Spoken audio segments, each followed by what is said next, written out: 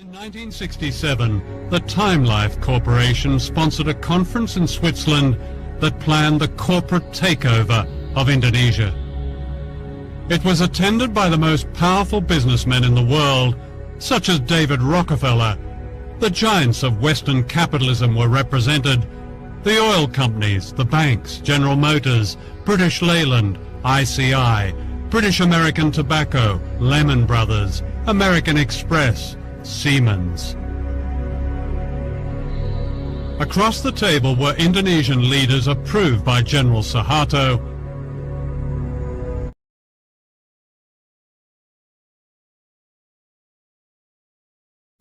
Perjalanan bangsa kita masih menyisakan tanda tanya serta noda kelam yang penuh perdebatan juga konflik. Kita mengakui kemerdekaan semenjak 1945 dan sekarang kita menuju perayaan 75 tahun kemerdekaan. Namun apakah kemerdekaan itu benar-benar dirasakan secara merata atau pada area yang benar? Ataukah kemerdekaan kita hanyalah kemerdekaan semu yang membuat kita terlena dan tak sadar? Terbuai dalam arus keseharian yang menyibukkan kita sehingga tak ada peluang untuk membuka pikiran atau menggugat realita. Kita mengabaikan cekikan tangan asing dari balik layar atau persekongkolan di bawah meja oleh para elit yang tersamar juga disembunyikan dari perhatian publik. Masih ada peristiwa 1965 yang menyimpan banyak pertanyaan serta kerahasiaan. Kasus-kasus prareformasi di mana masih ada barisan kasus kematian yang belum terjawab.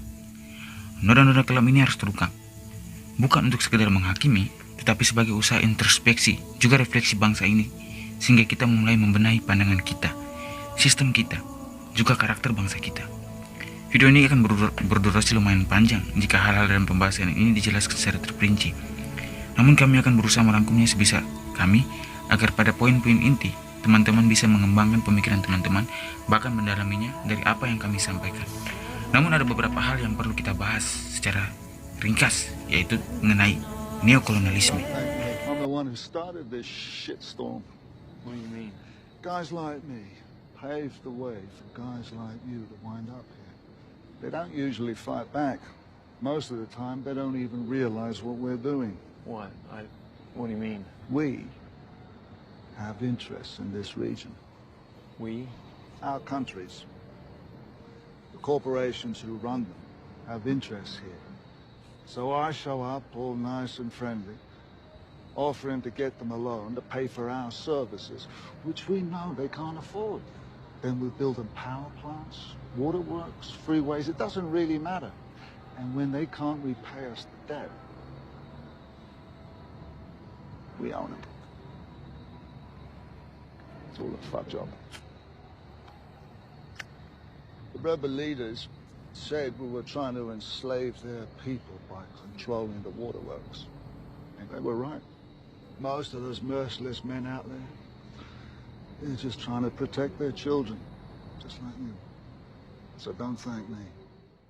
Kita pasti semua sudah mengenal tentang neokolonialisme, suatu bentuk penjajahan baru di mana penjajahan ini tidak menggunakan cara kekerasan ataupun kekuatan militer, tapi dengan menciptakan suatu ketergantungan atau penguasaan terhadap sistem suatu negara tertentu. Neokolonialisme berwujud keterpengaruhan yang sangat kuat, bahkan mengandalkan suatu bangsa terhadap bangsa lain untuk melakukan berbagai hal atau agenda apapun dari suatu bangsa tertentu, dalam kurung bangsa-bangsa neokolonial. Misalnya dalam bidang ideologi, politik, ekonomi, atau hukum. Dalam keadaan seperti itu, maka kedaulatan bangsa menjadi semu, karena tak pernah dapat sepenuhnya menentukan kebijakan sendiri. Neokolonialisme tak menaklukkan suatu bangsa dengan senjata, tetapi melalui sebuah ketergantungan juga menjepit suatu negara dalam sistem. Tetapi neokolonialisme tak hanya menyerang unsur perpolitikan ataupun perekonomian suatu negara, tetapi juga mengkontaminasi karakter serta pemahaman suatu bangsa tertentu. Mereka menancapkan pengaruhnya melalui korporasi yang masuk melalui globalisasi untuk agenda perekonomian dalam penguasaan sumber daya suatu negara tertentu. Korporasi hadir dan mencekik kita dengan kekuatan mereka, mendikte kita dengan janji ekonomi. Biar diperjelas, korporasi dalam pengertian Kamus Besar Bahasa Indonesia adalah badan usaha yang sah atau badan hukum. Secara lebih rinci, korporasi merupakan perusahaan atau badan usaha yang sangat besar atau beberapa perusahaan yang dikelola dan dijalankan sebagai satu perusahaan besar. Korporasi mempunyai dua pengertian secara hukum, yaitu dalam hukum perdata dan hukum pidana. Dalam hukum perdata, subjek hukum yaitu yang dapat atau yang berwenang melakukan perbuatan hukum dalam bidang hukum perdata, seperti membuat perjanjian yang terdiri atas dua jenis, yaitu orang dan badan hukum atau legal person. Sedangkan menurut hukum pidana, korporasi tidak hanya mencakup badan hukum seperti perseroan terbatas, yayasan, koperasi, atau perkumpulan yang telah disahkan sebagai badan hukum yang digolongkan sebagai korporasi. Menurut hukum pidana, firma, perseroan atau CV, dan persekutuan atau membership juga termasuk korporasi. Korporasi ini dijalankan dengan agenda ekonomi dan tujuan utamanya adalah keuntungan. John Perkins, seorang mantan bandit ekonomi yang membuat pengakuan dalam bukunya berjudul The Convention of an Economic Hitman, mengungkapkan bahwa agenda perekonomian global dalam politik korporasi bukan hanya misi ekonomi, tetapi juga membangun sebuah imperium yang merasuki segala aspek kehidupan masyarakat, dari budaya, sosial, agama, ideologi, untuk menciptakan perbudakan pikiran melalui dogma globalisasi. Mereka menyajikan kemajuan sehingga menenggelamkan manusia dalam candu kesejahteraan supaya meningkatkan daya konsumtif masyarakat yang akan menguntungkan pihak korporasi. Hal yang paling tragis dari neokolonialisme dengan pionnya melalui korporasi untuk menyerang ekonomi, juga globalisasi untuk menjadi pengalih perhatian masyarakat sehingga berpikir bahwa semuanya baik-baik saja. Cara kerja neokolonialisme sangat cantik atau mungkin bisa kita bilang manis, dengan melakukan kontrol pikiran melalui hegemoni modernitas. Gerakan menentang globalisasi sudah lama terjadi, semenjak tahun 1990-an saat ada krisis ekonomi. Teman-teman mungkin tak terima jika saya katakan bahwa globalisasi adalah neokolonialisme. Tetapi penjajahan modern bukan suatu bentuk kekerasan, melainkan sebuah kontrol pikiran, juga pengalihan perhatian. Mereka menyerang pikiran kita. Hal yang paling ditakuti adalah pikiran yang kritis, juga kesadaran masyarakat. Baiklah, saya tidak mau menjadi munafik dan menyatakan bahwa globalisasi tidak mempunyai dampak positif. Globalisasi membawa dampak positif, tapi kenapa semua keuntungan untuk mencapai kesejahteraan lebih condong kepada para kapitalis? Tidak hanya globalisasi dalam aspek pasar global ataupun kapitalisme, tetapi juga secara teori maupun ideologi. Globalisasi yang didorong oleh korporasi adalah sebuah proses yang ditandai dengan korupsi yang masif, juga subversif. Saya tidak melarang kita untuk menikmati globalisasi, tetapi jangan sampai kita terbuai. Tetap berpikir dan mempertanyakan keadaan, bukan menjauhi kenyataan, tetapi memperbaiki globalisasi. Neokolonialisme melalui globalisasi serta korporasi adalah penjajah baru. Cara kita menghadapi mereka bukan lagi dengan senjata, tetapi dengan kekuatan pikiran, juga niat yang kuat akan terciptanya suatu perubahan di masa depan. Saya mengingatkan kepada teman-teman bahwa masa depan bangsa ini tergantung pilihan teman-teman saat ini. Ekonomi soal ekspor segala macam, kalau seperti itu bagaimana? Apakah bangsa kita bodoh? Apakah kita tidak mempunyai elit yang bisa berpikir? Ataukah bagaimana sebetulnya?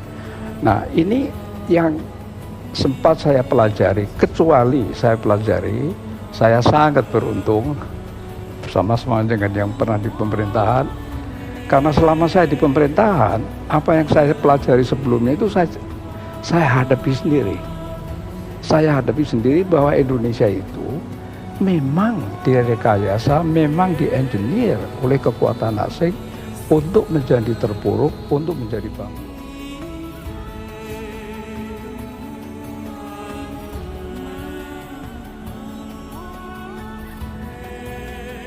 Mereka hadir di tengah-tengah kita, para penjajah baru dengan topeng modernitas yang memikat. Hal yang paling melanggengkan kekuasaan mereka adalah keterlenan masyarakat. Ibaratkan narkoba, candu yang mereka suplai kota kita adalah pandangan bahwa semuanya baik-baik saja, tidak ada sebuah penjajahan. Mereka adalah para elit yang tak punya kesetiaan pada kemanusiaan. Tujuan mereka cuma kekayaan serta keuntungan. Tetapi ada hal yang lebih susah untuk dikalahkan dan harus kita taklukkan terlebih dahulu. Hal itu adalah ketidaksadaran kita, pembiaran kita, serta ketakutan kita, kemalasan untuk mempertanyakan keadaan ataupun terlibat dalam perubahan, ketakutan untuk turut serta dalam perjuangan.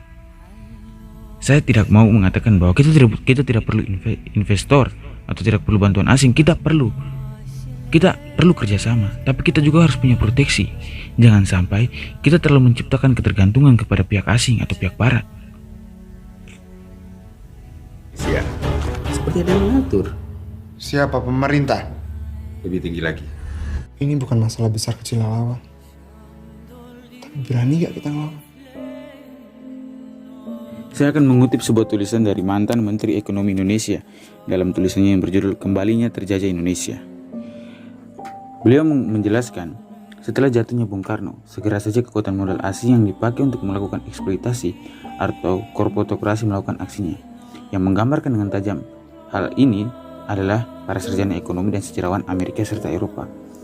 Beliau mengutip dari berbagai sumber, diantaranya dari seorang wartawan terkemuka berkewarganegaraan Australia yang bermukim di Inggris, yaitu John Pilgert, yang telah membuat film dokumenter tentang Indonesia dan juga telah dibukukan dengan judul The New Rules of the World, dan dua orang lainnya, yaitu Profesor Jeffrey Winterns, guru besar di Northwestern University, dan Dr. Bradley Simpson yang meraih gelar PhD. Untuk Profesor Winterns sebagai promotor dan Indonesia sebagai objek penelitiannya. Yang satu berkaitan dengan yang lainnya karena beberapa bagian penting dari buku John Pilgert mengutip temuan-temuannya Jeffrey Winterns dan Brad Simpson.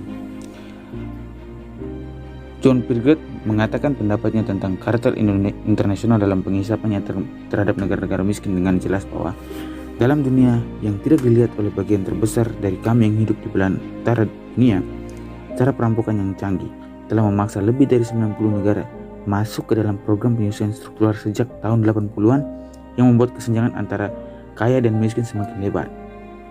Ini terkenal dengan istilah nation building dan good governance.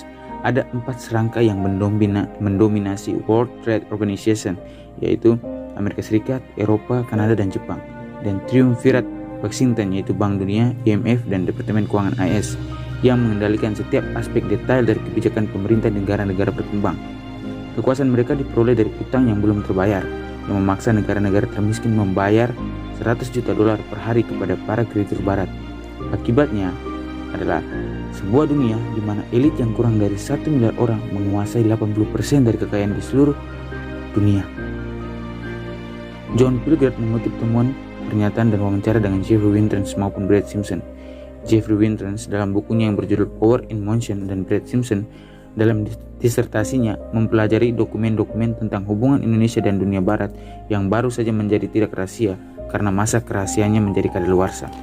Ki Kuan Gi mengutip halaman 37 yang mengatakan, dalam bulan November 1967 menyusul tertangkapnya hadiah terbesar, hasil tangkapannya dibagi. The Time Life Corporation mensponsori konferensi istimewa di Jenewa yang dalam 3 hari merancang pengambil alihan Indonesia. Para peserta meliputi para kapitalis yang paling berkuasa di dunia, orang-orang seperti David Rockefeller, semua raksasa korporasi barat diwakili, perusahaan-perusahaan minyak dan bank, General Motors, Imperial Chemical Industry, British Leyland, British American Tobacco, American Express, CNMH, Goodyear, The International Paper Corporation, US Steel, dan di seberang meja ada orang-orang Soeharto yang oleh Rockefeller disebut ekonomi. Ratusan tahun lamanya Indonesia itu dihisap oleh negara-negara utara. Bukan hanya Indonesia, semua negara-negara kulit berwarna. Sehingga Barat menjadi kuat, menjadi makmur, menguasai keuangan dan perdagangan sampai sekarang. Nah, sekarang didikte oleh IMF, oleh Bank Dunia. Negeri yang begini kaya diubah menjadi negara pengemis sekarang, Indonesia. Karena tidak adanya karakter pada elit. Kita kembali cermati lagi. Hal yang membuat saya tertarik adalah ulasan bahwa ada triumvirat atau 3 kekuatan besar dalam Washington, yaitu Bank Dunia, IMF, dan Departemen Keuangan Amerika Serikat, yang mengendalikan setiap detail dari kebijakan pemerintah di negara-negara berkembang. Ingat, mata uang dolar yang menjadi standar dunia dicetak sebuah lembaga swasta yang bernama The Fed. The Fed adalah sebuah bank moneter yang mengatur percetakan mata uang dolar secara penuh dan mereka adalah swasta. Elgin Greshclause, seorang ekonom moneter terkemuka di abad ke-20, menunjukkan bahwa kesenjangan antara janji dan kenyataan sangat mengejutkan, sehingga Federal Reserve harus dianggap sebagai salah satu kegagalan terbesar dalam sejarah. Sampai dengan saat ini, mata uang yang menjadi acuan dunia adalah dolar Amerika. Bank Sentral AS atau Federal Reserve adalah satu-satunya bank yang memiliki hak untuk mencetak uang dolar. Dan yang perlu kita tahu sebenarnya Federal Reserve atau The Fed bukanlah di bawah naungan pemerintah Amerika Serikat. Mereka adalah swasta. Betapa hebatnya swasta ini hingga mempunyai hak satu-satunya untuk mencetak uang dolar. Berlakunya Undang-Undang Fed pada tahun 1913 yang ditandatangani oleh Presiden Woodrow Wilson itu memberikan kekuasaan tak terbatas kepada beberapa institusi perbankanan kaya di Amerika. Fed adalah bank sentral yang dinilai para ekonom sebagai perampokan terbesar yang pernah dijadikan undang-undang kepada rakyat Amerika dan dunia. Senator Amerika Serikat saat itu, Charles A. Lindbergh, dalam bukunya Banking and Currency and the Money Trust mengungkapkan ketika Presiden menandatangani undang-undang itu, pemerintahan bayangan yang dijalankan oleh kekuatan moneter menjadi sah dan kejahatan legislatif terburuk sepanjang masa terjadi akibat diberlakukannya undang-undang perbankan ini. Sistem ini adalah swasta, dijalankan hanya untuk memperoleh keuntungan yang sebesar-besarnya.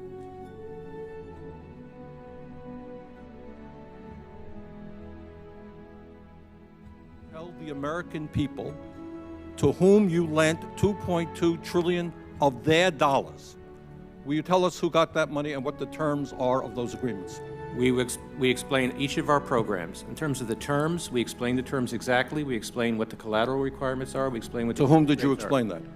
It's on our website. Yeah, okay. So all that information is available in our commercial paper And program. who got the money? Hundreds and hundreds of banks. Any bank or that has access to the U.S. Federal Reserve's Will you discount. tell us who they are? No. Well, first of all, the Federal Reserve is an independent agency, and that means basically that there is no other agency of government which can overrule actions that we take. Ini bukan kata saya, mereka sendiri yang bilang seperti itu. Apakah ini sebatas konspirasi? Kami tidak menyajikan konspirasi. Kami memberikan bukti. Ini pemiskinan atau kematian yang terstruktur. Penjajahan tak bayangan, tak terlihat, tak disadari. Pembahasan ini seharusnya lebih mendalam, namun karena keterbatasan alat, kami berusaha untuk merangkumnya secara jelas. Ingatlah teman-teman, hal pertama yang perlu kita ciptakan adalah kesadaran. Itu adalah hal yang paling utama. Proses ini akan sangat panjang, tetapi benih perubahan sudah harus ditanam mulai saat ini. Perdalam kemampuan kita, perdalam kematangan emosional dan idealisme kita, pikiran kritis, serta pribadi yang setia pada perjuangan adalah akar dari bunga-bunga yang siap meruntuhkan tembok kepuasan mereka.